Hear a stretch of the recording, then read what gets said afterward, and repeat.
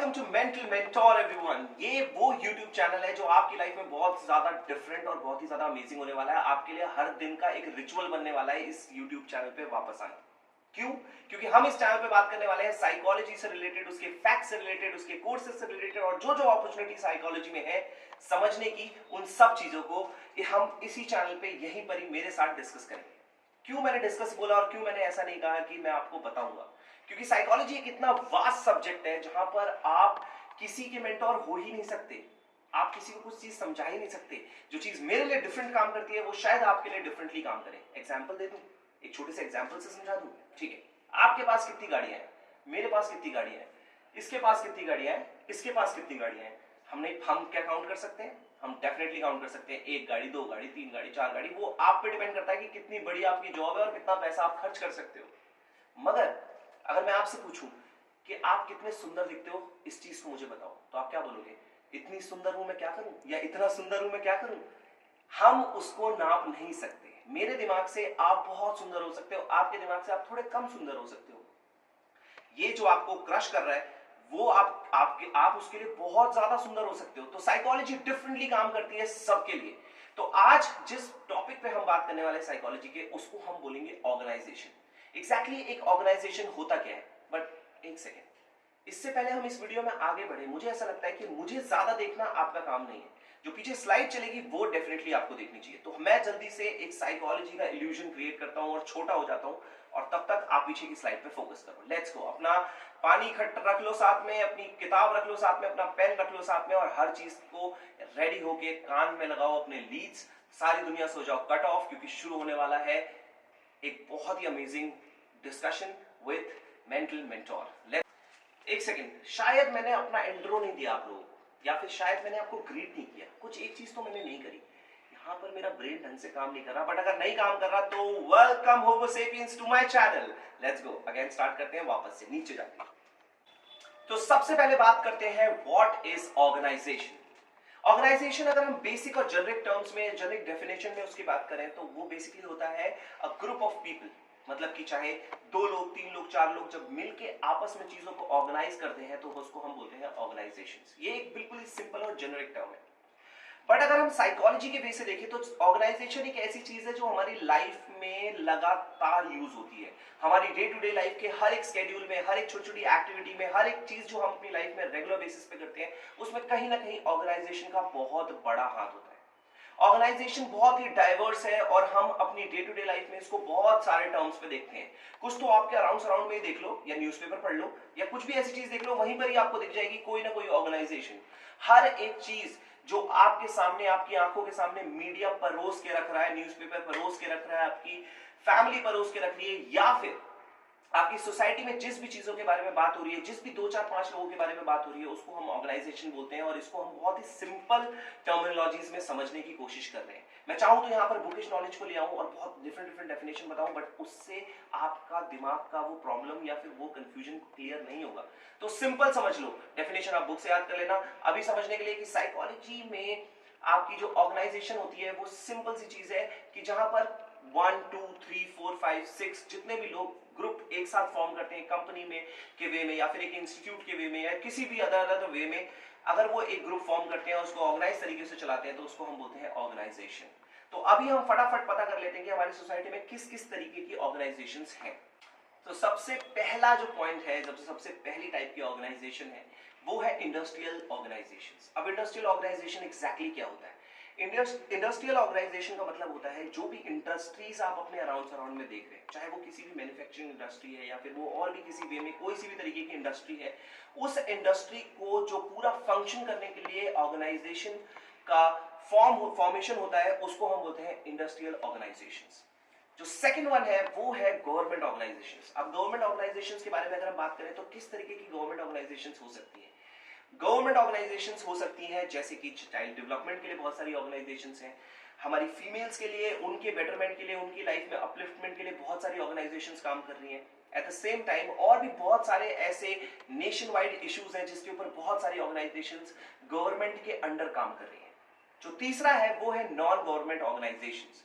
ये वो ऑर्गेनाइजेशंस हैं जो गवर्नमेंट भी नहीं है और प्राइवेट भी नहीं है, जिसके अंडर एनजीओज और ऐसी बहुत सारी अपलिफ्टमेंट सोसाइटीज आती हैं।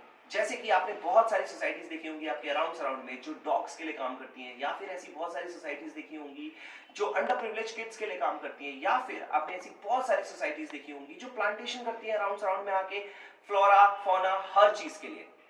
तो इस टाइप की ऑर्गेनाइजेशंस को बोलते हैं नॉन गवर्नमेंट ऑर्गेनाइजेशन। ये बेसिकली एक गवर्नमेंट एंटिटी नहीं होता है, मतलब कि इसका सिंपल सा पॉइंट है कि ये फंक्शन और रूल गवर्नमेंट्स के नहीं फॉलो कर कर इनके अपने सेट ऑफ रूल्स होते हैं जो गवर्नमेंट ने इनको अपॉइंट करके दिए हैं, जो नॉन गवर्नमेंट ऑर्गेनाइजेशन के साथ चलते हैं। But at the same time non government organisation government organisations के साथ मिलकर neck to neck cut to cut competition के साथ काम करती है। यानी कि अगर कोई भी अपलिफ्टमेंट वाला ऐसा कोई भी फंडा गवर्नमेंट बाहर निकाल के लेके आती है तो नॉन गवर्नमेंट ऑर्गेनाइजेशन उसको तुरंत ही अडेप्ट करते हैं और साथ में उसी की अपलिफ्टमेंट में साथ में काम करते हैं। तो इसको बोलते हैं नॉन गवर्नमेंट ऑर्गेनाइजेशंस। जो नेक्स्ट आती है वो है पॉलिटिकल ऑर्गेनाइजेशंस। अब पॉलिटिकल ऑर्गेनाइजेशंस क्या है? इनसे तो पूरा न्यूज़पेपर भरा पड़ा है, इनसे तो पूरी न्यूज मीडिया भरी पड़ी है।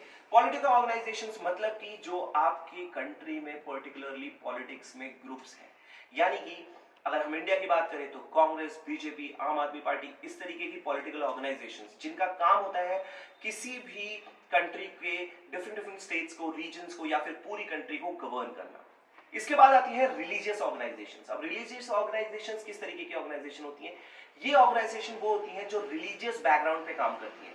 इनका काम होता है रिलीजियस अपलिफ्टमेंट, रिलीजियस की जो इंफॉर्मेशन है या फिर रिलीजियस की जो टीचिंग्स है उनको स्प्रेड करना, और भी ऐसे बहुत सारे वेरियस अलग अलग चीजें ये रिलीजियस ऑर्गेनाइजेशंस करती हैं। तो इसको समझना बहुत ही आसान है, बहुत ही जेनरिक है ये सारी चीजें। पर जैसे जैसे हम इस टॉपिक्स में आगे बढ़ते जाएंगे ये थोड़ा और कॉम्प्लिकेट होता रहेगा, पर हम कोशिश करेंगे बिल्कुल आसान लैंग्वेज में इसको समझने की।